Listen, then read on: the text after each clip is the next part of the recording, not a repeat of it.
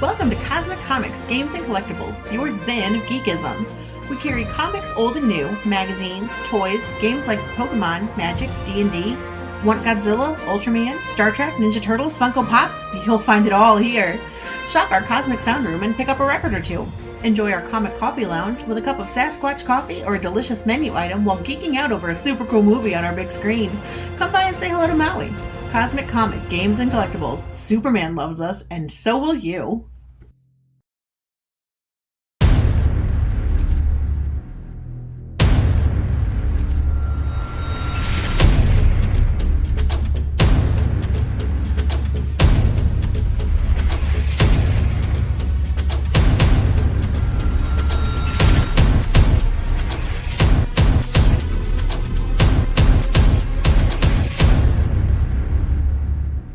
So I'm like, what comic books are you reading? It's okay, Kelly. Settle down. You'll like this one. This one's right up your alley. We've got girl meets girl, girl loves girl, girl gets married to girl. Girl's a bird. So we're in that kind of world this morning. Good morning. Welcome to the Critical Blast podcast. We never do this except when we're working with our partners overseas because it's not 9 o'clock. Okay, it's 5 o'clock somewhere, but it's not 5 o'clock everywhere.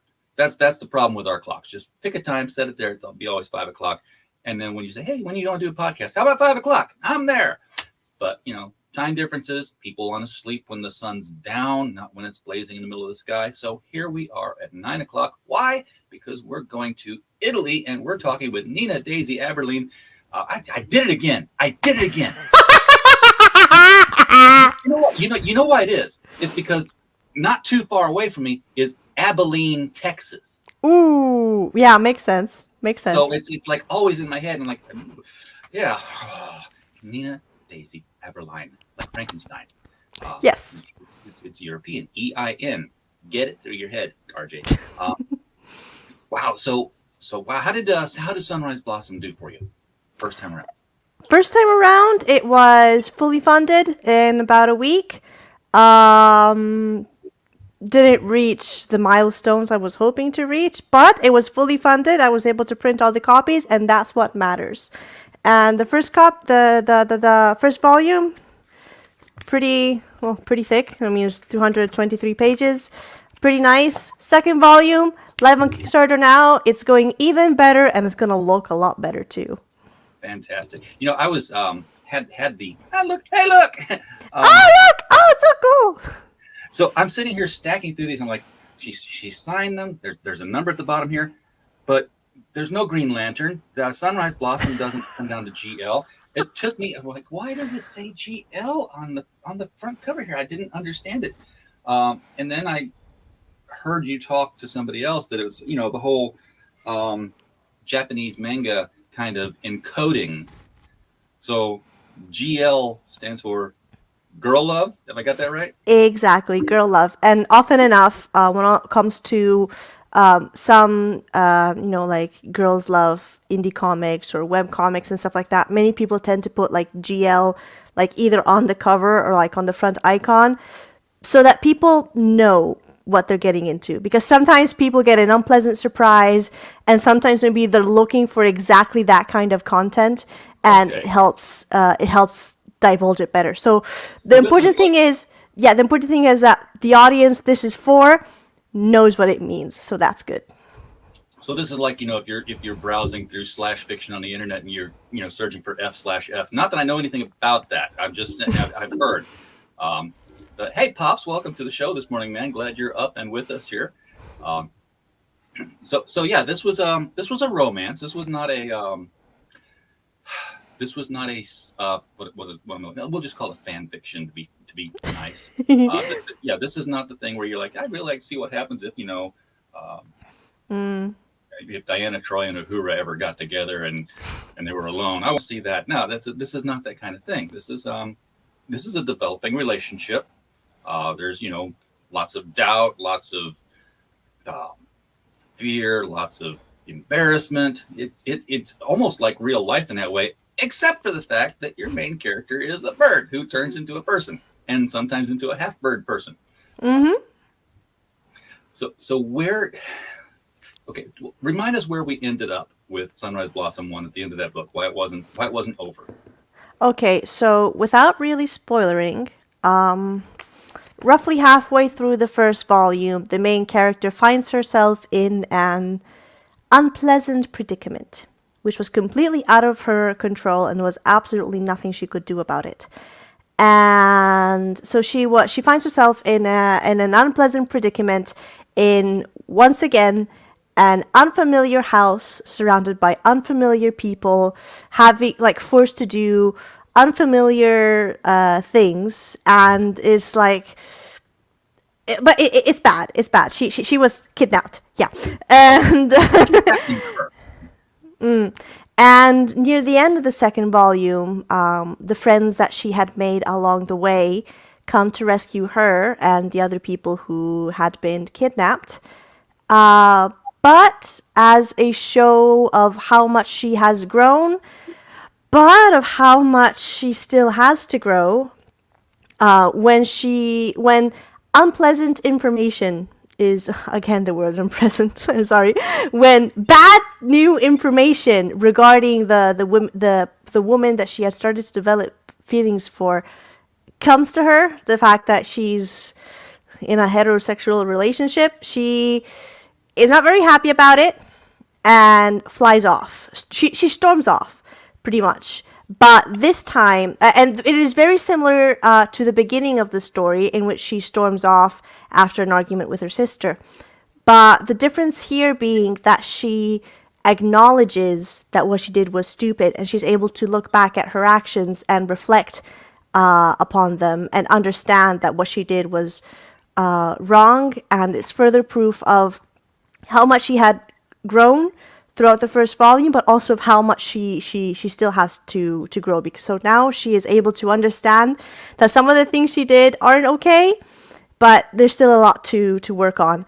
And at the very end of volume 1, she finds a house with a harpy symbol in the middle of the woods, which is also a recall to the beginning of the first volume, because it's the same thing that happened to her biological mother at the beginning.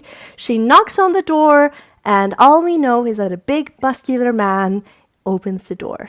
And that is how volume 1 ends. Okay, so time for new relationships and new adventures. Um, I'm going to talk around this as best I can and keep this That's YouTube fair. level That's fair. because I have not seen, well, other than what's on. Oh, my new computer keeps talking to me when I don't expect it to. I get that. I've left it plugged in too long. I'm like, that's what I do with all my computers. I bring them home, I plug them in, and I leave them alone. I don't carry them around everywhere. Okay, so first of all, this got its start on Webtoons. This is where Sunrise Blossom was first put out, and that was what made up the first volume. Now, how much of this second volume was also on Webtoons? Is this another reformatting, or are you carrying it forward new for everybody from here? Well, similar to most of the first volume, pretty much what I did is that I took the pages that I had done in the Webtoon format, and I reformatted, like restructured the panels to make them fit the traditional page format. But because all of the storyboards and all the thumbnails were done on paper in the traditional, like rectangular page format, it was easy peasy and a lot faster to do. So yeah, pretty much most of volume 2 is, well, almost all of it pretty much, is also available on Webtoons currently. But honestly, the printed version just looks so much better, and it's so much more satisfying to read. And it's colored. Yes, it's in full color, and it looks The so nice. prior one was grayscale. But I'm sitting here waiting for you to share a screen. You've already done it. It's right there. and you've got color images in this one. It's all color. And it does pop quite well. Your beautiful redheaded harpy here. She's full figured now. she's not the little girl she was at the beginning of the book before. She's developing in, into a beautiful young woman who's not a woman all the time. Yeah, even her facial features are slowly becoming more adult. Like, for example, here you can see that her features are a lot more soft, rounder, and childish almost, while in the picture here, they're already a lot more mature. And it's one of those transitions that I slowly and willingly incorporated throughout the story. That's got to be agonizing to say, have I made too much of a change here? No, I better back it off some. I know I want to get there, but maybe not between two panels kind of thing. Um, you've almost got to have like a break between panels that says time passes and then jump in. Um, now this is a 53-page book, and like you said, your first one was 200 pages. So um, was that intentional? Was you like, okay, I've reached a stopping point. This is where this story's over. Or did you just want to have something that was smaller than the first book? Well, I wanted to have something that was smaller, both so that I would actually be able to print it in color, because the main one of the biggest reasons why Volume One is mostly in black and white is because it was so expensive to print.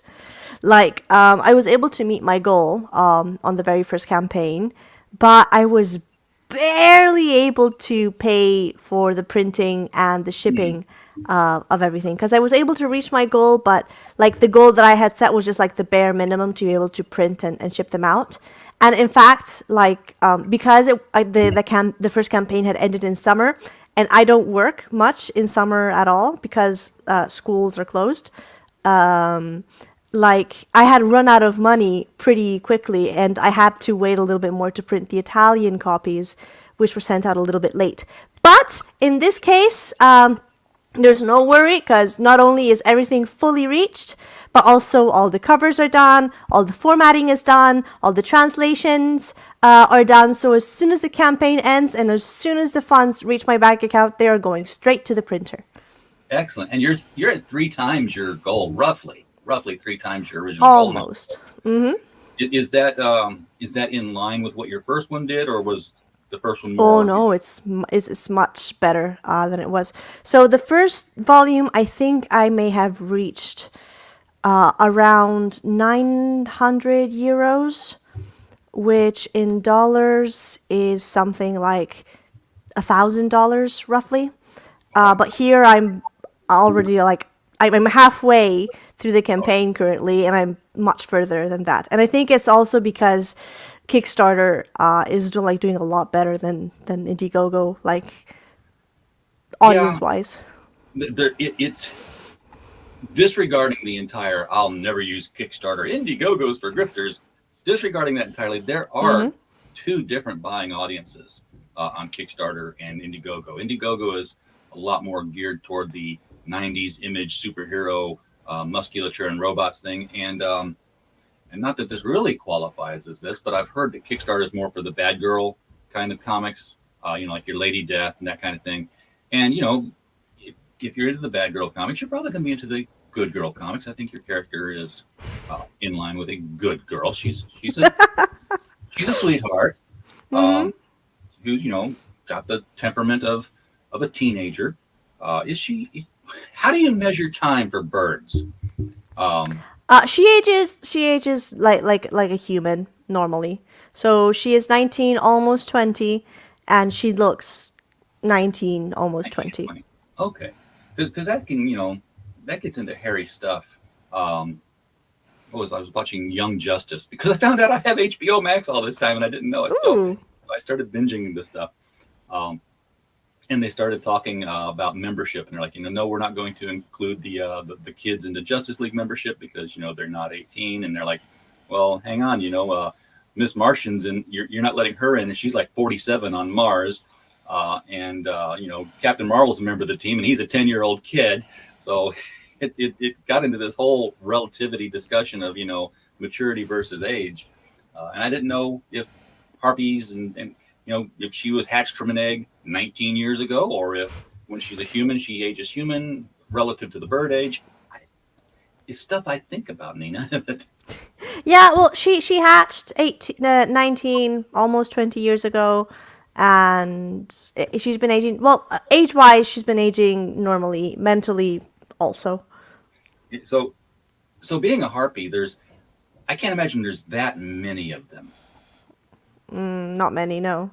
Yeah, because otherwise, if there were birds that lasted, 20 to 40 years, would overpopulate the forests, along with all the other. Do you have a name for these things that are animal Extra human species. Well, in extra the comic, I call them extra species. extra species? Okay, I like it. Um, and we have okay, so yeah, there's the beautiful cover that you've got on here. I really like the shading on this, the coloring on the shading. Thank you. It gives it a depth. It keeps that manga kind of look to it as well. Little, the cute little. I tried upturned to I tried to experiment a little bit with color balance in composition because I recently got like a super amazing volume about color theory, and it's like this really big book that is all about color, and I absolutely love it. And one of the first things that they talked about was in illustrations learning how to balance well light colors and dark colors. And so I tried experimenting with this so that the background and the lower portion were dark, so that the faces and the boobs would pop out more. They're comics. We know where to focus the attention.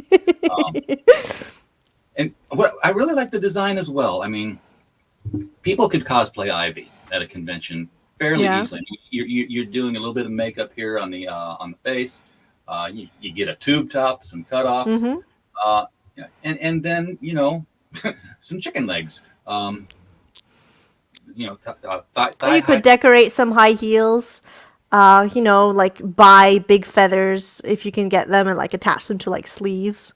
Yeah, yeah. That would be the hardest part, I guess, would be to make those wings. But people have done Hawkman, so I think they could do Ivy rather easily.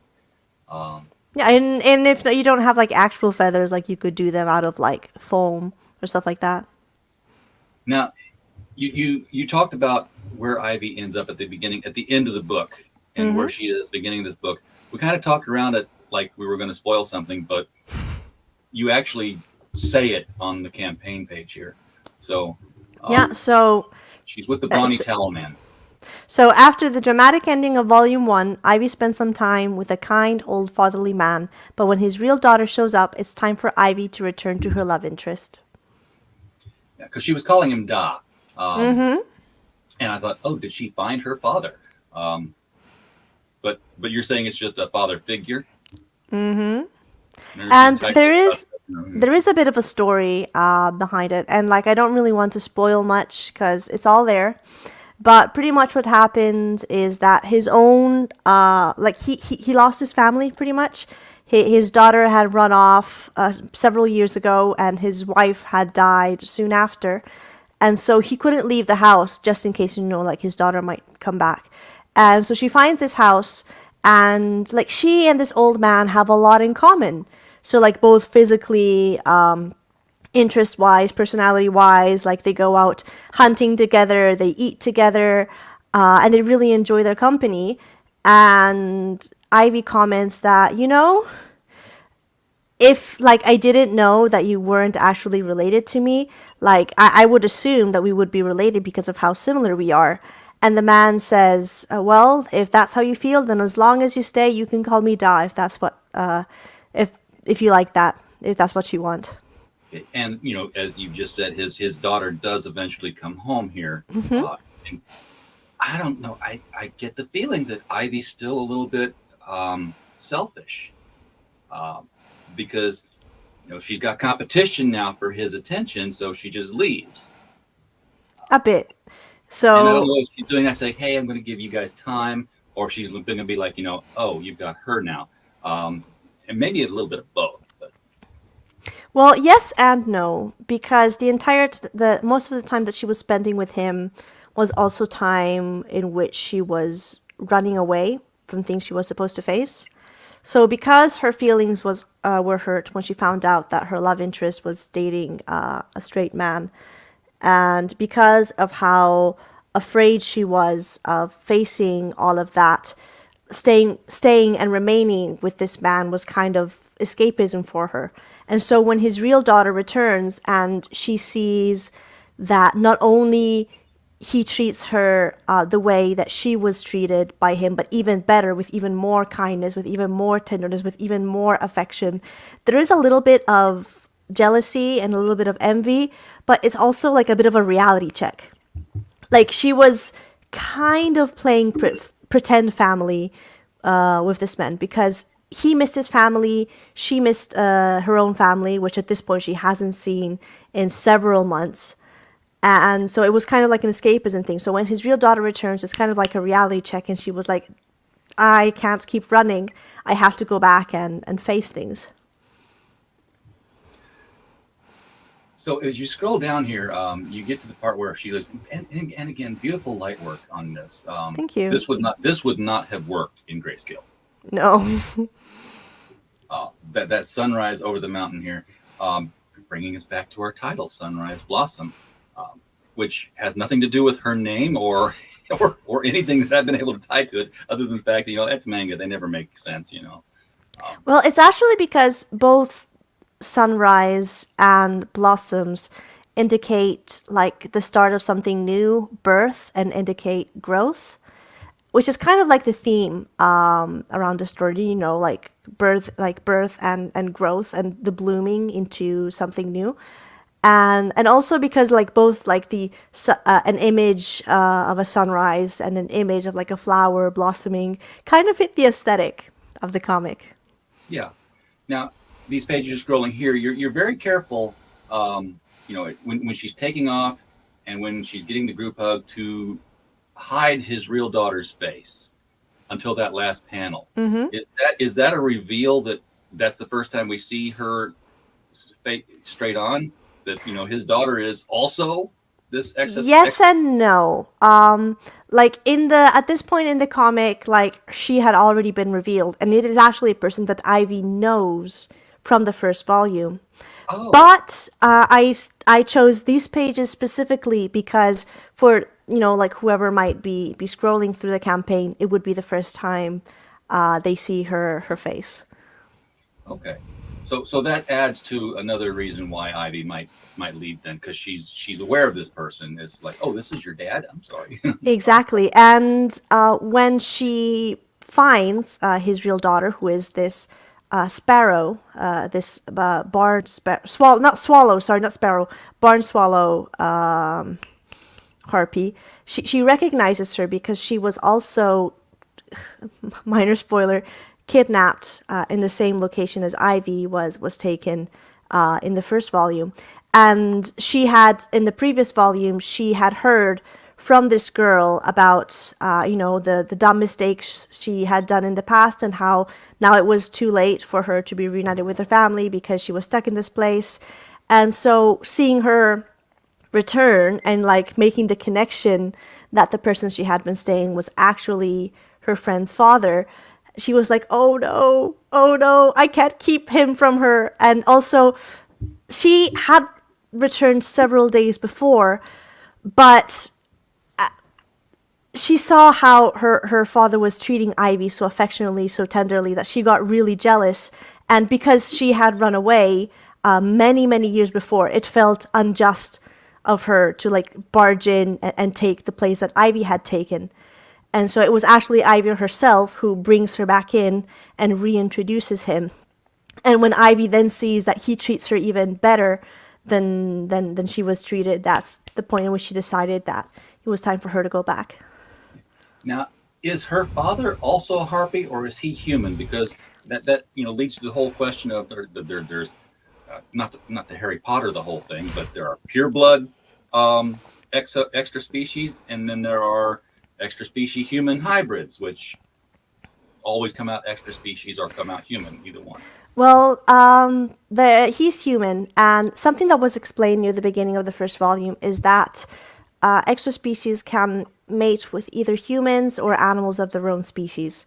And like the extra species, or in this case, the harpy gene, is kind of a strongly dominant gene.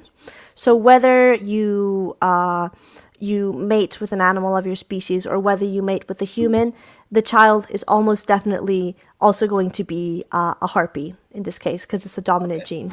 So they're trisexual because they can go to the animal, they can go to the human, or they can go to another harpy. Exactly, it's personal preference. Do the animals understand them when they're animal?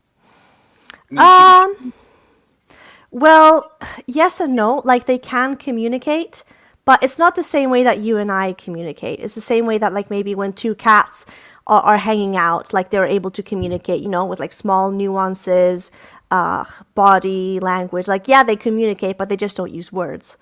Okay. There's that. You know what? I'm not even gonna go there. It's just there are entire alt groups devoted to this. If you want to get that, and I don't think that you really get into that either. As far as maybe you do.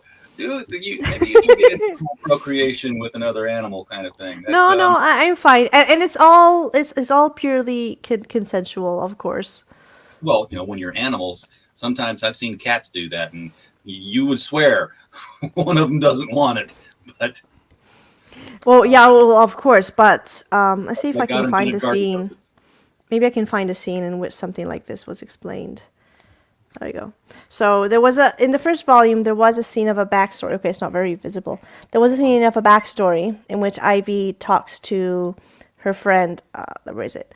About asking her mother where babies come from. And her mother said, well, one day I really wanted a chick and you popped out. And then Ivy goes back, says, thinking back, that was a pretty dumb explanation. She probably boned some hot owl in her bird form, then had her. That's kind of what happened when she wanted another chick before my brother Buttercup came along.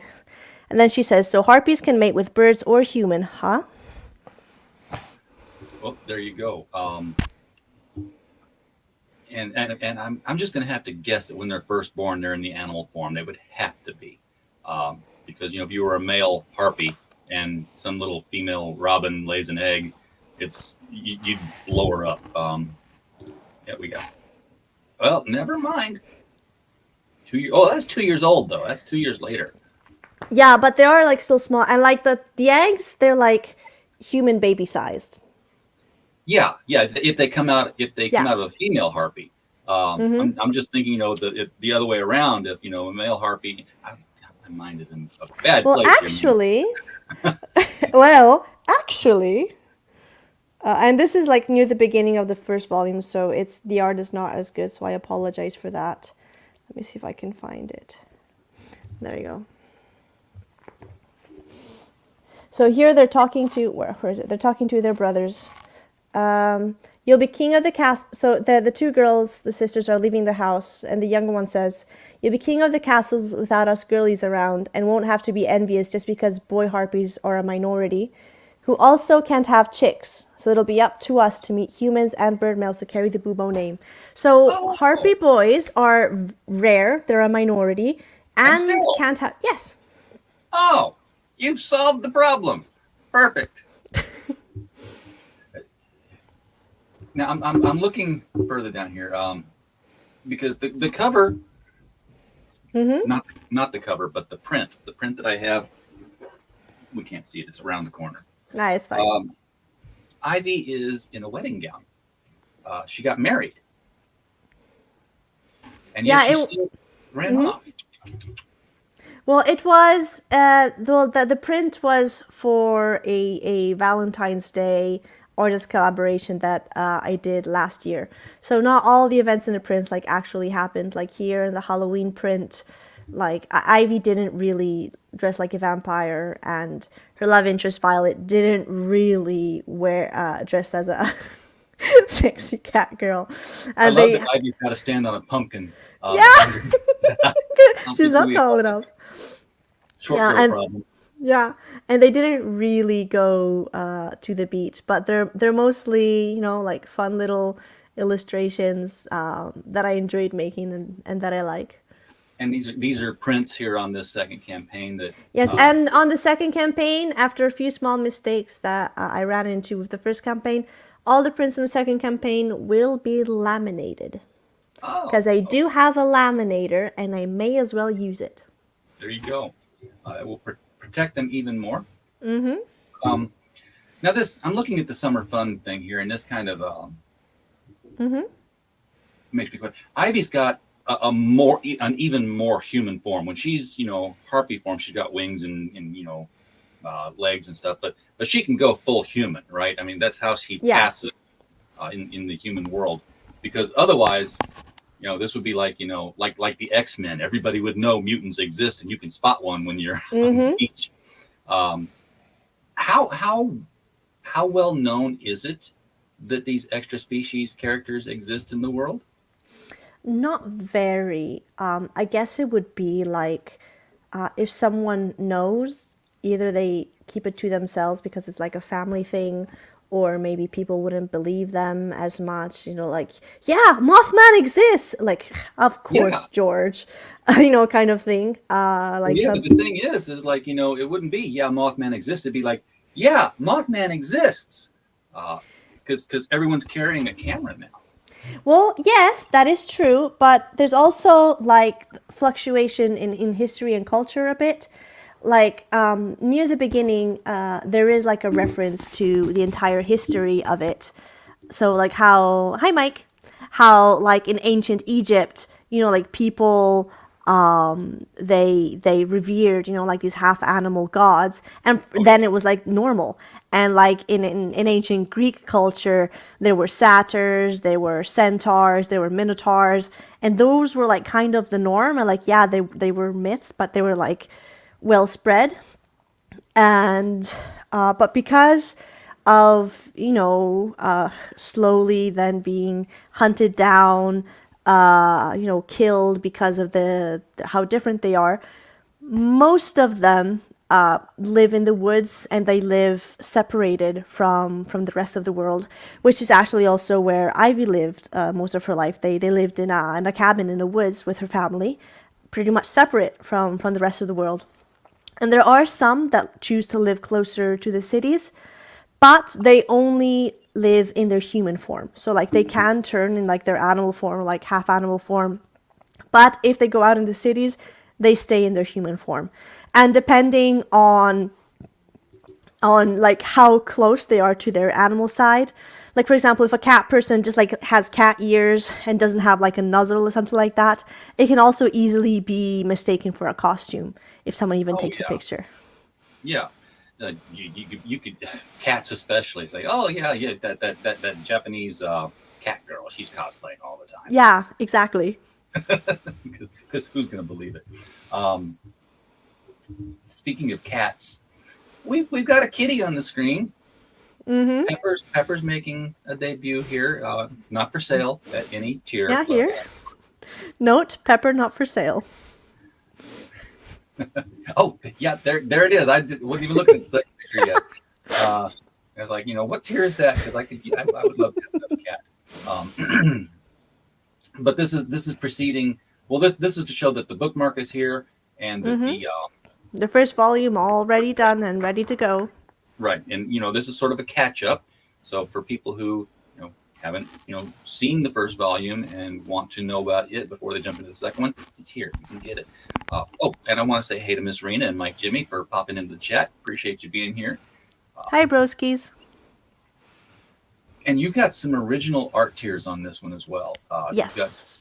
Lovely, though some of them are no longer available. For example, this one, Human Ivy wearing drapery inks, has already been purchased. It's no longer available. That's very Greek statuesque. Yeah. I was just practicing, like drapes and cross hatching, and I was like, ooh, this is nice. Might as well put it up. I like how her hair is feathery. It was some bird-like aspect. It was something very, very difficult to keep. In fact, like in her earlier designs, her hair was a lot more like feathery in texture and in look. but that was incredibly difficult to reproduce faithfully, because like every single time I redrew her feathery hair, it looked like a completely different person. So I had to choose something a little bit stiffer, but still a bit. Yeah, yeah. And then you got this painting. This one Where is also no longer available, gone, gone. and it's This brings up the question that when she gets dressed, she has to get dressed in her human form, and then can then go into, half bird form, because there's no way you're going to stretch that thing over them wings and get well, in. that is actually something that I normally put a lot of thought into when designing her clothes. Like her tube top, she can easily pull from the bottom. Or like Yes. normally most of her pajamas, like they have straps, but the straps have like knots. So like you pull them up from the bottom and then you tie the straps up together at Oh, the top. see, I would have just gone full human and got dressed normally, but just be aware that hey, if the wings come out, there has to be a place for them to come out. Let's talk about that with the Angel on the X-Men, Warren Worthington. He'd be in his suit and then just like, poof, and then like, now wait a minute, where'd they go? Um, and now this doesn't say that it's her. This just says it's a red-footed falcon painting, but it's her. Yeah. Well, This yeah, is it's technically her. her, but it's a little bit more, well, at least anatomy wise, a little bit more realistic than it normally is in the comic. Because in the comic, it's like a lot simplified, for the sake of being able to quickly and easily reproduce it. But yeah, it, especially color wise, yeah, it's her. And then my favorite one, which is still available, is this one. Now, do you find it this is a different medium than comics. This is not pen and ink. This is not digital ink. This is paint. Do you find it harder to use one medium over another as an artist? Because I don't. I'm not an artist, so I don't know. I don't know if there's this whole I can draw, but man, don't make me paint, man. That would just Digital art and digital painting overall for me is a lot, not necessarily easier, but faster, because there's a lot of tools and shortcuts that make the job easier to accomplish, but also faster to do. So, like, for yeah. example, this painting alone took me maybe like 20 hours to finish. While if I had done it digitally, it probably wouldn't have taken me more than 6, 7, or 8. Yeah, well, digital also has that little thing called Control Z. Like, Also, whereas like the lasso tool, resizing, moving. yeah, painting, you got no room for error. Um, you know, Bob Ross's happy little accidents aside, you get a stray paint stroke somewhere, it's there. Deal with it, or start over. Um, Yeah, but sometimes also you gotta trust the process and move on. yes, I have a friend who's a very good painter, Troy Reiser. TroyReiser.com, folks, fine artist. He's also on Twitter, and he talks about it's like you plan. I'll never get his wording right on this, but it's basically you like plan a lot. I can't remember the word. You plan a lot and then you execute freely. So it's like you stare at it, you get the line exactly where it's going to be, and then it's just like, and then it's done. And I'm sure I'm oversimplifying it a lot by saying that, but No, that's pretty accurate. I couldn't do it. My stuff my paint by numbers never looked right. I scrolled back up to see where we were dollar wise, because at 1411, you've blown past your first Opa. stretch goal. So we are getting Ivy Chibi stickers here, folks. And we're pretty close to getting Ivy, Mustafa, and Violet stickers as well. Yes, and I think you're going to get at least there. I mean, that's 17. That's only $300 away. That's that's a handful of books. So the first stretch goal has already been reached, and everyone is getting this cute little sticker in every single physical order. And soon, if we're able to reach the next stretch goal, everyone's also getting this sticker. We want that. I've got my entire work table right beside me here, where sometimes I have the camera overhead facing down and I build Lego kits. But it's filled up with stickers, and so many of them are chibi stickers. And I was always like, I don't really like the chibi characters. I've grown to like the chibi characters for some reason. I don't know why. Um, I could probably go for a whole book of yeah, it's a drama, it's Justice League, but they're chibis. I'd buy it. And then at 2270 we get the Halloween bookmark. Yes. So the same as a Halloween print, but in bookmark form. And it's going to be laminated so that, like it doesn't bend, it doesn't break. You can reuse it as many times as you want. If you spill coffee over your book is ruined, but your bookmark will be fine. And a cute little ribbon at the end of it. And like this one is kind of chewed at the moment because I have cats, but it's a bright pink, cute bookmark ribbon. They really are excellent quality. I still have a small handful of them here with a small handful of books because we shipped it here in the U.S. It's in our catalog, which will be.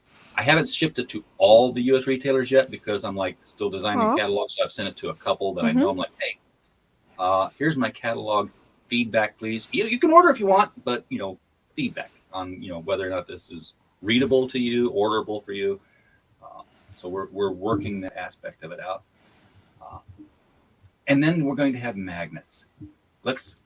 Yes. So the next stretch goal is a nice magnet of the cover of the first volume. Now are these going to be? I've got two different kinds of magnets going on my fridge. All of the comic book stuff. There's the flexible kind, which these are the metal ones. Metal, so they're going to be solid. It's not. Don't bend these. You can't curl them. No, they don't bend. They're nice, rough. You can put all the kids' drawing on them. But let me open them again. Yeah, they're metal. Okay, strong magnets. And of course, if you put one, you want to get to number 2. So let's throw money at this, people. We've got stretch goals here for a reason because that's what we're really trying to achieve. But also, many of the stretch goals that I might not be able to reach with this campaign, I will add the stretch goals for the next campaign, but like at an earlier tier. So like if I'm already able to like do both the stickers, then I'll add stickers as like part of tiers, like as add-ons for the several tiers. And then like start from the next point, like I don't know, like the magnets, or one of my favorite ones. Idea. That's a great idea. Notepads. If you achieved it before, then it's an add-on the next time. You don't have to achieve it again.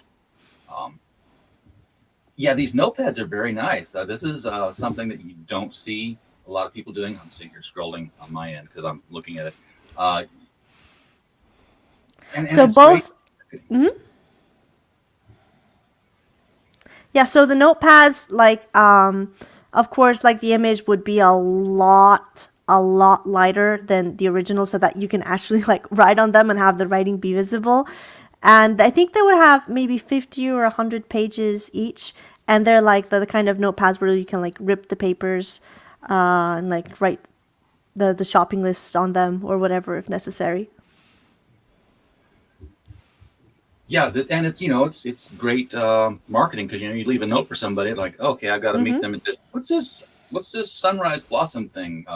Cute bird girl. Oh, depending on which one you're sending them, it might get more interest than the other.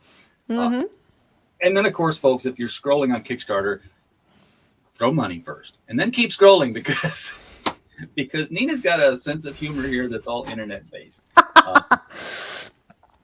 Yeah, I got a nice little meme gallery at the bottom of the campaign.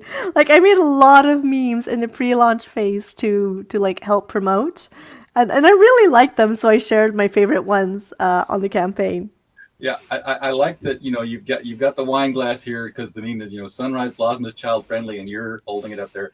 And I don't know if this one's because the readers are like, oh well, never mind, because they're looking away.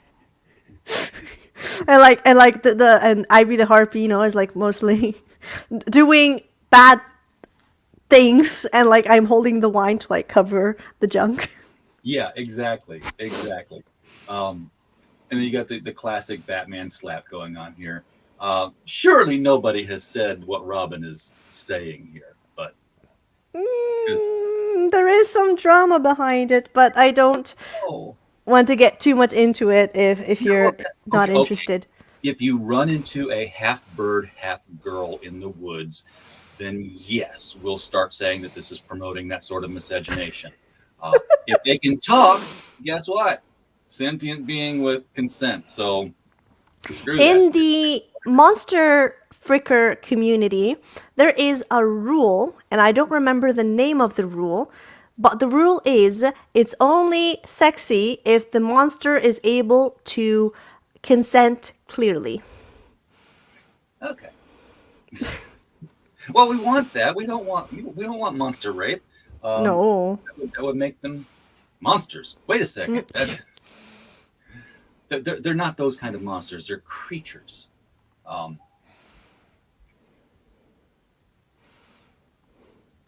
so yeah, more and more memes here. Um, you'll I you'll really like some of these. you'll yeah. Distracted boyfriend is always my favorite meme. There's so many things that can be done with that one. Yeah. Reading mainstream GL manga, Your Name, supporting Sunrise Blossom Volume 2 on Kickstarter. Oh, oh, is that what YN stands for? Your name? I thought it was yes no. Yes. No, it means your name. Okay.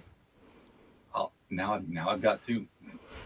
I always thought it was like a yes no decision, and they were Nope. going this way. Because I'm a computer programmer. I see those as Well, flags. because again, going back to like the fan fiction thing, there's a lot of fan fictions that have Y/N. And those are like fan fictions in which like the reader is interacting with the characters. So Oh. so you can imagine something like, I don't know, a Shrek fan fiction, and like Shrek is saying, "Oh, I love you, you/N," Okay. and like you just have to I like don't want put your that picture name. in my head. I don't want Shrek in my head like that. Um, so yeah, the sleep one here. He's sleeping of harpies, but a redhead harpies in maid outfits because she has one of those. And here is another kind of distracted boyfriend overthinking things.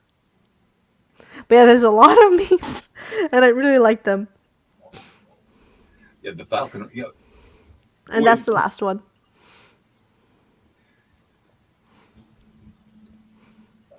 yeah, yeah. You don't get the memes, folks. You don't get to buy the memes. You get to buy the book. So so I'm going to scroll back up to the top and check. It's still at 1411. It's too early for people to be buying books at this in It's the normal. US. It's early. How is your distribution worldwide on this? I don't, and by that I mean, what's your distribution of numbers where contrasting U.S. buyers to European buyers? Are you selling mostly to Europe on this? Do you find, or are you getting a lot of U.S. interest? I'm getting a lot of US buyers. I'm gonna open my backer report on another tab so that you don't see, but I see. Well, I can make it even easier. Oh, thank That way you. you don't accidentally, click on something that you exposed. Okay, no, actually, that's not the thing. Maybe it's this one. And while we're actually There we asking go. about, Yeah, yeah. asking about European versus U.S., actually It's actually half and half. half and half. Actually, yeah, I've got currently 6 orders in Europe, 7 in the United States, Okay. and None 2 of in Australia, which yeah. honestly is very surprising. Australia is the manga reader of crowdfunding, because I see manga like books like Sunrise Blossom, like several other manga influenced titles, and I never really hear of a Japanese market that's saying, oh look, more manga is just from Italy or the U.S. or Australia. Let's read that. Um, and I don't see many mangas being crowdfunded out of Japan. Um, and it's a totally different topic and show, and neither of us is probably qualified to answer it. But I'm just like, why? what's it going to take to have the Japanese markets pop in and say, oh look, another manga, I'll buy that too. Um, I think it's probably because like their own markets are very oversaturated. Like they've got so many people, like creating so much over there that it's like why bother, like spending a lot more money for something that may not be as good compared to like all the like incredible bulk of stuff we have here. yeah, manga purists. Uh, but it's definitely a market worth trying to um, infiltrate because everyone reads them over there. Everybody's reading a manga of some sort. So surely there's a girl. There's definitely a girl love manga market over there. I forget what they call it. Yeah, in Japan it's Yuri. Okay, yeah, Yuri, not shojo. And I'm No, not going to say shoujo is regular romance series. yeah, and I'm not going to say any of the other Japanese words I know because one or more of them will not be right. And I don't mean incorrect. I just mean not right. Like that ain't right. Um, so what what did you write other stories that were monster sort of stories before you finally got professional with it? I mean, how long were you interested in this sort of Yes. storytelling genre? I mean, I've been creating regularly, like almost nonstop for about 6 years now. And Sunrise Blossom wasn't my first comic. My first like actual comic was Our Name Was Maya, which is this one right here, which I started when I was in high school. Oh, you want me to share? Okay. Oh, I didn't want to put anything sorry. up there that might not be. Oh, sorry. Which is also available to read on Webtoon. Our Name Was Maya. I started it when I was in high school and finished it when I was in comic school. And I started Sunrise Blossom almost right away. And like the art is okay, but there's like a lot of rookie mistakes Well, here yeah, and but you were in there. high school, and Yeah, this is exactly. without And I any was still formal learning. training. Yeah, and these were like my first attempts also at like comic and story creation. Yeah, and I can see parallel elements to Sunrise Blossom. This is sort of like where it was coming. Look, this character has wings. Um, look, the person has a beard. This is echoing the entire Yeah. first chapter all over again here.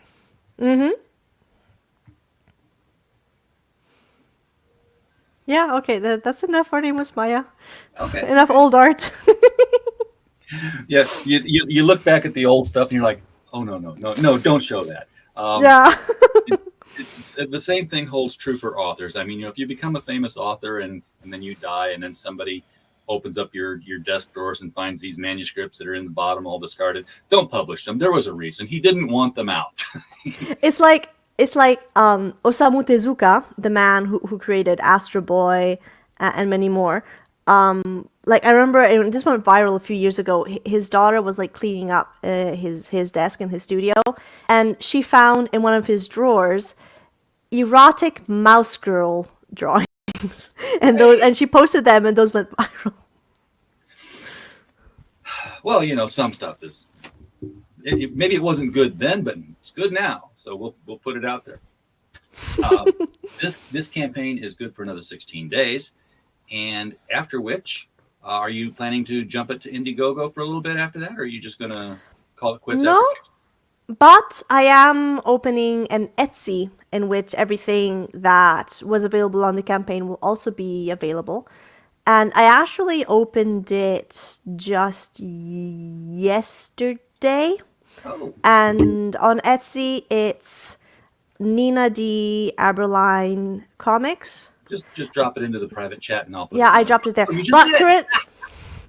currently, like the only like volume one is available at the moment because like I just set it up and I'm going to put like all the prints, the second volume, the remaining paintings also from the previous campaign will be available on Etsy. So if you weren't able to support the campaign, or if even I don't know, like months after the campaign, you're interested in like getting a copy of the comic, It will be a little bit more expensive on Etsy, Yeah. especially because of the shipping. Because with the campaign to the US, I am shipping through you. Thank you. Thank you. And Thank so the you. shipping, yeah, the shipping to the US for the campaign is only something like 13 euros, which is roughly 13 euros, which is roughly $14. But on through Etsy, because everything will have to be shipped individually, like order per order, More. the shipping will be a little bit more expensive. Yeah. Of course, you could just ship more than you plan to ship here, and then say, "Hey, I got an order," and we I do did that. not think of that. Brilliant. Thank you. I will go fix my shipping rates right later. And also when I'll ship them, I'll send more copies of volume 1 and lots of extra copies of volume 2. It's part of the service. We encourage over shipping, not just for the retailers to pick them up, but so that if you get more orders, you don't have to make another overseas shipment. So happy to oblige. Glad we made some progress on that today. Well, and yeah, I've actually got I got shipments in for Red Eyes #2 yesterday, so I'm back to having a walkway of 2 feet in and out of the room here. And I don't mean 24 inches. I mean my 2 feet. I can shuffle between the boxes and get in and out. So and I'd start on it now, but I think there's yet one more. There's a lot of stuff in this campaign. there's prints. There's 2 versions of #2. There's a version of #1, and I don't think the printer has sent everything to me yet. So I've got to lay it all out and say, okay, this is what I got. There's original art in this campaign, so it's there's a lot to do, and I want to make sure I do it right. So I've got to see what I've gotten, because I'd hate to get everything shipped out. This is my nightmare scenario, Nina. Mm-hmm. It's like I put everything together according to the spreadsheet, and then it's all shipped out, and I'm like, well, that's done. And I turn around and there's a box because I think there's original art that's not going to be marked on the spreadsheet, and they're all got the backer numbers on the back of the, Mm-hmm. of the drawings. I'm like, I got to marry those up. Yeah. Which, by the way, if you ever do that, people, write legibly, because I've had some in the past where I'm like, is that a 3? So, reached the top of the hour, and just rambling a little bit about nothing at all, and rambling about me and not you. That's fine. Doing your comic. Sunrise Blossom 3 planned. Yes, actually, most of the storyboards are all ready for the 3rd volume, and it's going to also be roughly 50 something pages long, full color, and it's really cute, the third volume, because there's old characters that have their mini arcs in the story that are necessary for their own development completion. There's new characters, expressive interactions, really cute scenes, birthday parties, mice, and I'm looking forward to it. Excellent. You're going to go full One Piece with this and have 1,000 volumes by the time it's done, or do you have a? No, Okay. that would definitely be too much. I'm just going to have enough volumes for it to bring the story to a natural feeling conclusion. Excellent. Happily ever after, we hope. Although that's not necessarily the case. I hope so.